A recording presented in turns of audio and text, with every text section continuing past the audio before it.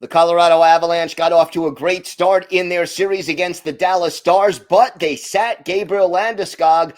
Kyle Sullivan of Locked On Avalanche joins us to talk about that and what it'll take for the Avs to win this tightly contested series next on today's Locked On NHL podcast.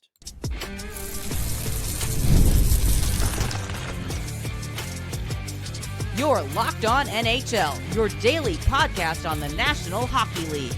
Part of the Locked On Podcast Network, your team every day. Gil Martin here, and welcome everybody to the Monday edition of the Locked On NHL podcast, part of the Locked On Podcast Network, your team every day. I want to thank everyone who makes Locked On NHL your first listen every day. Don't forget to subscribe on YouTube or wherever you listen to podcasts so you never miss an episode. It is my pleasure to welcome back to the show Mr. Shaggy Von Doom himself, Kyle Sullivan, the co-host of Locked On Avalanche. And Kyle, you had to be very happy with the outcome and the way things went in Game 1. Yeah, it's Game 1. You have the former players of Mikko and Matt Duchene facing you. It's Dallas, the team that outed you last year in the playoffs. Like, there's a lot on the line. This was popcorn matchup. When you're looking at the full slate of playoff matchups in the NHL, like, this is the one that you're like, you could sit down and this is going to be a good game, wire to wire. And for the most part, it was. Coming out of that game on the road, the score is a little deceiving. Like, let's 5-1 on the road. Like, that you feel like that's a blowout. Like, the Avs were in control all game long. That first period, nothing happened. They gained the traction in the second with some fluky goals. And the third, they kind of turned it on. But the Dallas Stars are injury depleted. The Avalanche probably could have given a little bit more. That was Mackenzie Blackwood's first playoff start. So there's a lot of interesting things and curious threads that could start through the rest of this playoff series. But hey, you walked away with a win. You have 3 more to go. We'll take that as a win.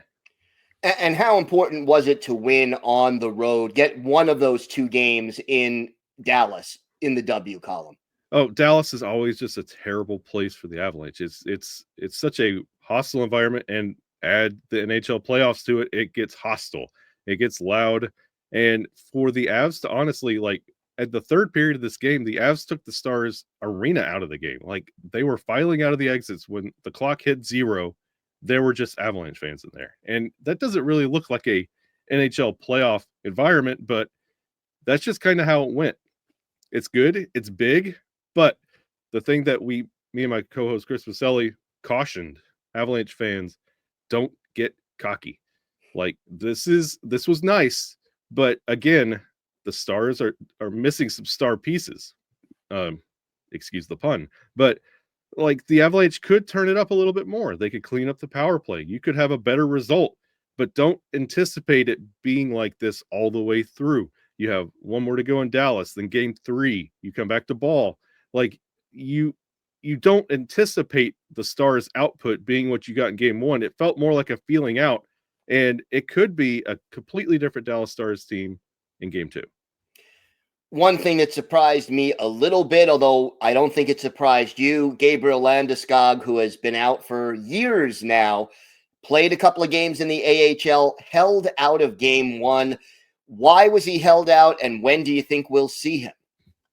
He was held out. He was even participating in morning skate all the way up until Game 1. And once the tunnel was opened and the starters came out, Landeskog was not there. Up until the game, it sounded like he was potentially going to start. And that would have been a huge bonus for this Avalanche team. But if he doesn't feel like he's ready, don't use him. And I don't know what changed from morning skate to start of the game, but they held on to him. And that's fine. This team cruised to the 5-1 win. You expect, if it's another one of those that it's an iffy kind of feeling going into that game, you're going to save him till Game 3 at Ball Arena. You're going to have his first game back be with his home crowd. Everybody welcoming the captain back for the first time in 3 years. First time since they won the cup. So it's kind of surprising that he did not play when you saw him in morning skate. It sounded so promising. And Jared Bednar said, wait and see. But then when you saw the game and him not be a part of it, you kind of understood, because this has been 3 years of almost there and a setback. So Avalanche fans are conditioned. I would say circle game 3 for the first appearance of Gabriel Landeskog. How much of an impact do you think he can have? He immediately, the second he touches the ice, especially with this documentary series that's going on, this clean sheet documentary series about Gabriel Landeskog's return, there's an emotional investment. The second he touches the ice wearing a Colorado Avalanche sweater, you've seen him wearing a Colorado Eagles sweater in the AHL. You've seen him do that twice. Now, coming back to the team, joining Nathan MacKinnon, Cale Makar, the one that accidentally injured him to this point.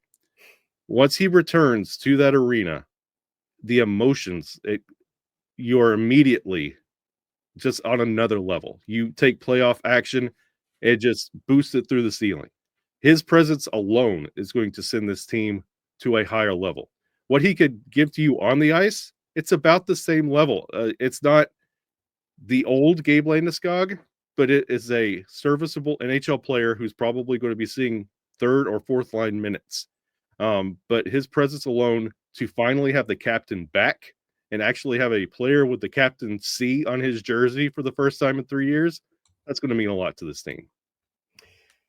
We got to talk about Mikko Rantanen. You mentioned also Matt Duchene. What does it mean to the Avalanche to be facing these former teammates and familiar faces with so much at stake? Well, honestly, and this might be just the most evil thing to say for Avalanche fans, but the Mikko Rantanen deal, it's been wonderful. It's been a sideshow all year long. But to me, as an Avalanche fan, the Matt Duchene one stings a little bit more because he is literally the player that put you out last year. Mikko, with all the sideshow antics of his contract and being a Carolina Hurricanes for a cup of coffee and then going to Dallas for the exact same deal that he could have had in Colorado, that's all said and done. But the stats don't lie, and that's not the same Mikko Rantanen that played in Colorado. He has not been putting up those numbers, and it's kind of sad.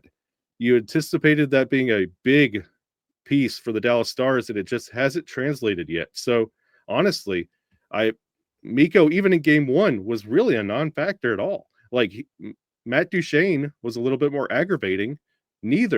Both were minus. Matt Duchene was -1. Mikko was a -2. But Matt Duchene in recency, like, that one stings me a little bit more because he ended the journey last year, and Mikko, he just chased money. What are the keys for the Avalanche to win this series and maybe go on a deep playoff run? Oh, the Avalanche in this series, what they have to do is continue doing what you're doing. They have to refine that power play just a little bit, refine their passing, slow it down just a little bit, but don't start getting too confident in what you're doing. Continue to play the game. Don't let Dallas start playing the game towards you. That's a problem where the Avalanche get confident and teams come back and they have to push. You have Mackenzie Blackwood, who has been untested until game 1. That was his first start. You don't want him to be constantly tested through this playoff series. You want him to gain some confidence through the series and beyond. If you could get through this Dallas series unscathed and healthy, it really paints a really promising path going forward to the Western Conference Final. But it's one step at a time. And the Avalanche just really don't need to get too confident, and they need to slow it down and refine the small things. What is the thing about the Dallas Stars that concerns you the most? They're scrappy. Honestly, if they didn't go into that losing skid at the end of the regular season, they would have scared me a little bit more, but they feel like they're a little bit floundering right now. You anticipate them being so much more, and what you're getting right now, you don't know if this is actually the sum of the parts, or because of the injuries, you don't know who's coming back or when. You just really have a hard time figuring out what this Dallas Stars team can do. And you don't want them to feel desperate and actually start pushing, but you really need to dictate the tempo through the rest of this playoff series, because Dallas is a formidable foe. They knocked you out last year. They could do it again this year. Don't give them reason to, and don't give them a foothold. All right. Well, Kyle, I know it's going to be a great series, and you and your co-host will have it covered every step of the way. Why don't you tell our viewers and our listeners where they could find the podcast and where they could find the two of you on social media? You can find Locked On Avalanche on YouTube. Just search it. You'll see both of our smiling faces. We have 5 episodes every week, mostly following game days, especially into the playoffs. You can find us on social media. Just search Locked On Avalanche. And you can find me at Shaggy Von Doom everywhere you look. All right, Kyle, thank you so much. Thank you, my friend.